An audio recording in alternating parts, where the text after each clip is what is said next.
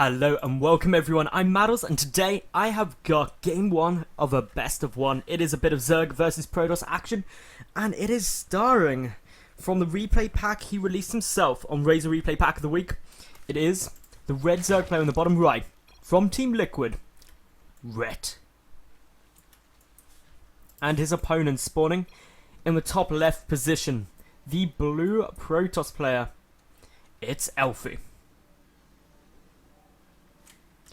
Now, of course, while this is Mr. Rhett's replay pack of the week, that does not necessarily mean that he's going to win, because Team Liquid are one of those awesome teams who, when they release their replay packs, aren't just like, we'll show only replays of our player being awesome and winning, because that kind of spoils the fun a bit. It's just like, well, it's predictable, we know they don't win every game going, so it's just a bit non-believable. Now, Liquid though, they're like, yeah, we'll just put up all the awesome games, regardless of the result. If they're a cool game, we'll release that one, and I think that's always a good thing to see. But anyway, Elfi, very good player, Rhett, very good player as well, probably going to be droning quite a fair bit, because that's what Rhett likes to do.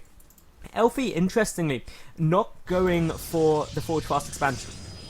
Now, while a gateway expand on Akelon, because of this really large distance here, is a relatively normal thing to see, it's not for Elfi. I've cast a few of his games recently, and he's still a massive advocate of going for that, like, Forge Fast Expand, even Nexus First occasionally, regardless of the map. So, I'm interested why he's chosen to go for this gateway expand, maybe just mixing it up a little bit, getting a second gas very early on. So, this could be some interesting playstyles. Red, all he needs to do is identify that this is what's occurring, so he doesn't try and rush down a third. He's got his natural there. Went hatch first, actually, which is a bold move. That's like balls to the wall mode. He's just like, yeah, you can cannon rush me all you want, because I don't think you're going to go for a forge first because of this wide ramp, as I mentioned earlier. So, a bit of a gamble here by Rhett, because the probe coming in now could just be like, pylon, cannon,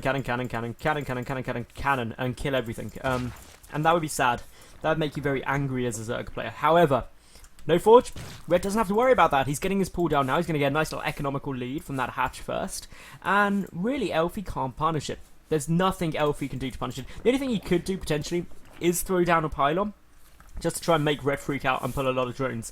Because obviously, even though the Overlord's coming in here, you don't know whether there's a forge in the main to go into a Nexus, which is actually another way of doing a forge fast expand on this map, which is a little bit safer than trying to go for the wall off. So, one of those options that is there, but Elfi's just like, Rhett bro, you can have this base. I'm cool with that. I'm not going to scare you. No rush, 20 minutes, KK. And Rhett's like, that suits me perfectly. I can just drone solidly up to like 300 drones. I know that's not even possible with the supply, but that doesn't bother Rhett. Rhett's just like, I will do that. I'm going to get 300 drones. I'm going to go to 200, then make 100 spine crawlers, and then make 100 more drones and cancel them all. Because that's just how Rhett rolls. He is that cool. He likes drones that much. Anyway, Elfi, busy going down the Nexus now, got the pylon there. Warpgate tech happily being researched. This Sentry. Come on, Sentry. You can get a kill on this Overlord. This is your moment to shine, Sentry. Look at this stutter step micro. He's like an overexcited pup. He's like, am I actually going to be able to kill an Overlord? Probably not. That is a bit of the sad times, but he's trying. Bless this Sentry. He's going to try and do it. Can he do it? Can he be the hero? He's like, no!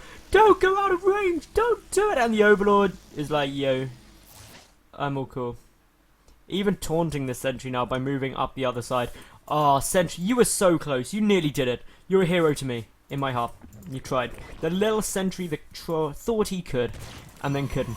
That's the part of the nursery rhyme, not the nursery rhyme, the like kid story they don't tell you, is that the little Sentry that could actually couldn't.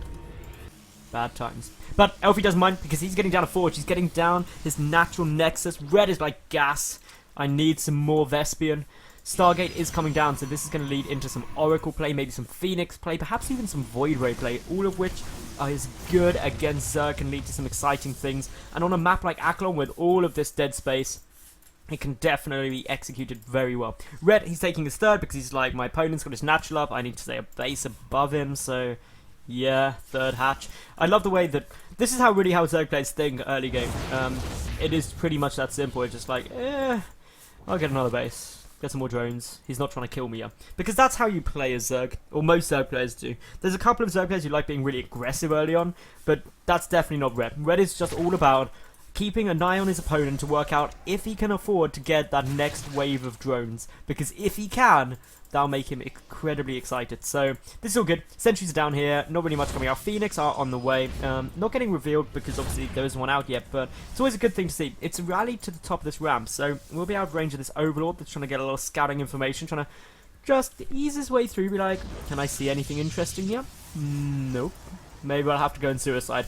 Just trying to conserve that Overlord if at all possible. So good guy Reb, making sure he doesn't throw away Overlords like trash. Which so many Zerg players do. Look at him.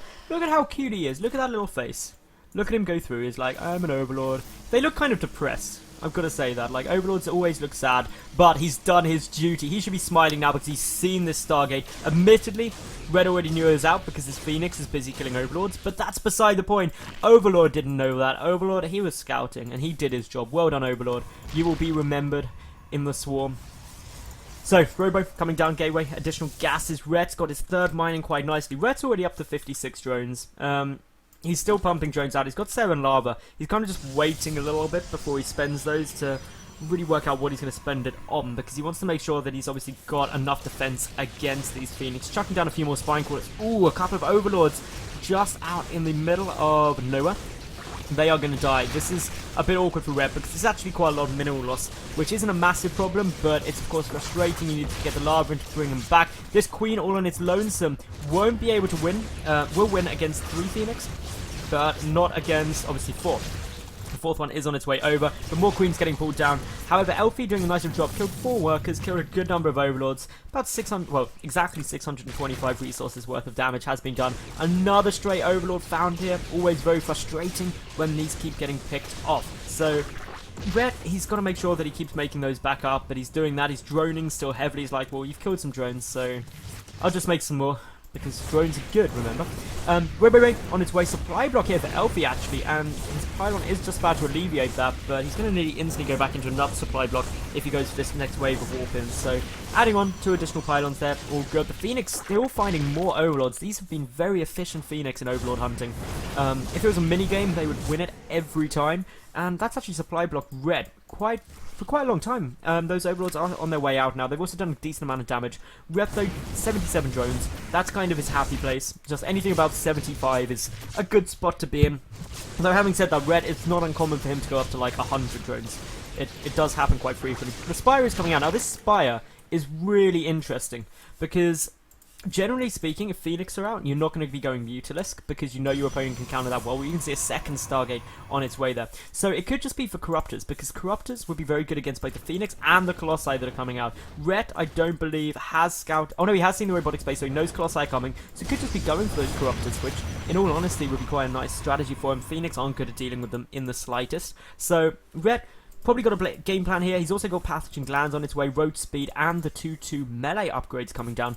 This 4th base as well going to help. You can even try and look to take this 5th, to be honest, fairly easily. It wouldn't be much of a struggle for him. The Phoenix are going to try and make their way in. Going to run straight into a Spore Crawler, though. So taking a good amount of fire, and one of those Phoenix getting very low. Managing to snipe off a couple more drones, though. 7 in total have been killed. Hive also coming down here for Red, so he's teching up really quickly. That Hive came down just past the 11-minute mark in-game, so that is incredibly quick in terms of the Hive timing. So just teching like a beast, probably going to get some Ultralisks out, which again, another good choice, because if your opponent's committing to Phoenix, well, Ultras can't be lifted by Phoenix, and that means that if your opponent has gone quite heavily to this double Stargate production, then guess what? You can just get out some more Ultras, and there's nothing to kill them, because the ground army is going to be a bit lacking. So, all great thinking there by Red. You can also just get a Broodlord army out if you wanted to. That'd be a bit more risky, because obviously double Void Ray production, Tempest production could start coming out if a Fleet Beacon was grabbed. So, Elfi just needs to keep an eye on this. I don't think has scouted the lair yet. No, it has not. So, something that Elfi does need to identify fairly soon is going to come in, though, with these Phoenix. Going to get the scout out, so really being effective with these Phoenix, both with harassment and also just getting all the information. Sees now that this 5th base is being taken, because Elfi does already know about the 4th up there, so good information. Elfi, though, stuck on 3 bases to what will soon be 5 of Red. So Red's going to be happy with that. staying 2 bases above his opponent, still with a great drone count, 83 to 66, being very passive himself though, just favouring teching up Adrenal Glands and the Ultralisk Cavern on its way. But now a small little splinter group of Phoenix are coming in. This main base only has a single Spore Caller defending it, but the Corruptors have just popped out. These Corruptors could really be helpful here. Are they going to move too far out of position, or are they going to make their way back? Because that is what Red really needs. You need to start picking these off. In they come. The Corruptors not yet coming back. The Infestors are though, so some fungal growths plus those Corruptors could be devastating. The Infestors trying to hide a little bit. The Queen does get taken out, and this is now actually doing quite a sizable amount of damage here. Red just choosing to leave these at the moment, so he's kind of sacrificing his main just so he can try and catch these Phoenix off guard. Oh, they're sitting there very cautiously, and there's a massive fungal growth. All of the Phoenix have now been captured. Got to get another one. Misses the next fungal growth though, so the chain fungal won't be able to lock them down. Only 2 Phoenix taken out of the 6, where honestly Red could have got all of them if he just got that second fungal off in time. So bit of a misclick there, but that's fine. Still, Elfi now knows about the Infestors. He's seen the Ultralisk Cavern too, so he knows that Ultras will be hitting the field. This is quite an interesting composition, kind of like Corruptor, Queen, Ultra.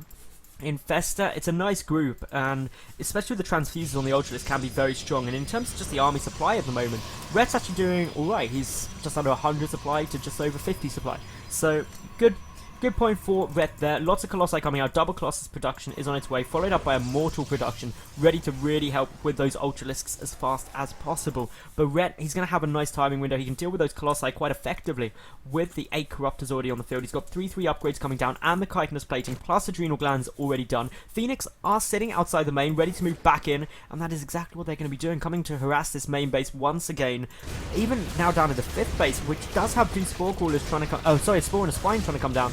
But all of the drones get taken out. Elfi, 19 workers killed purely by these Phoenix throughout the game. Very effective, keeping Red, well, down at the 86 drone mark, because that's where Red is really uncomfortable. We all know Red likes going up to kind of triple figure drone counts. So I guess that's why he's a bit sad. He's still droning now. He's getting 5 more drones out at like 16 minutes. He's above 90 drones because that's how Red rolls, you know. Now, in comes this push. This could do a lot of damage. You can see the fungal growths are starting to come down. Force fields are there, but not effective against Ultralisk. Infested Terrans also coming down en masse, and this is where the Corruptors really come into their own, pushing those Colossi back, allowing these Infested Terrans to do so much damage. Phoenix trying to get in there. The Corruptors are just going for a straight attack towards these Colossi. The Stalker's doing some good damage to them though, but not quickly enough. 2 of the Colossi already down. A retreat though from Red as he realizes he can't break up into that natural quite yet. Needs the reinforcements. A good number of queens there. The Infestor energy is, well, pretty low.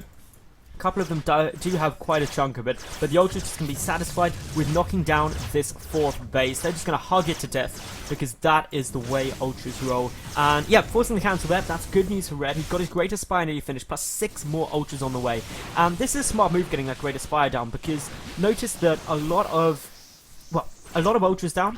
Elfi's going to try and start trying to defend that. Good fungal growth there by Red, who's continuing with his pressure. Does lose a single Infestor there. Needs to be careful pushing up into this choke, because while the Corruptors are picking apart the Colossi to the side, a couple of the Ultralisks are getting very low. But Red, he's still sitting up at 91 drones. He's getting more Corruptors out, and he can start Brutal Orb production very shortly. He's got 3/3 done up against 2-0, a massive upgrade advantage here. Elfi really is on the ropes, but getting these Void Rays out is going to be brilliant. Not only are they really strong against the Ultralisks, but they're also incredibly potent against the Broodlords too. So if he can get enough of those out quickly enough, actually, he's not going to be in such a bad spot. Those Colossi are being very brave trying to poke down here. Of course, more of the Corruptors are going to be joining this main army. A couple of Transfuses coming down on the Ultras, being very cost effective here, Red. Actually trading more cost effectively than his opponent while having the better income as well. Always a good thing to see for Red here. One Ultralisk just happily chilling down on the side. Not quite sure what's going on there, but there's some massive fungal growths here, and we can see Red is pushing straight up. No more energy on those Infestors, unfortunately, but the Ultras are already making great surface area. The Immortals are starting to fall, and they're the big damage dealers against these Ultras. The Corruptors coming in from the side, able to pick off a good number of these Colossi. This push is going to get shut down now, but Elfi, he's already lost so much. There's the GG, knowing that the resupply from Red, who's got a huge bank at the moment, would have just been overpowering. So congratulations to Red there. Really solid play. Droning like a madman and showing and, well, just really showing the game of drones is how you win games. So, thank you all very much for watching. I hope you did enjoy it. If you did, like the video, leave a cool comment, and of course subscribe. I get new games up daily, and I wouldn't want you to miss one. But for now, have an awesome day, and I'll see you all tomorrow. Bye for now.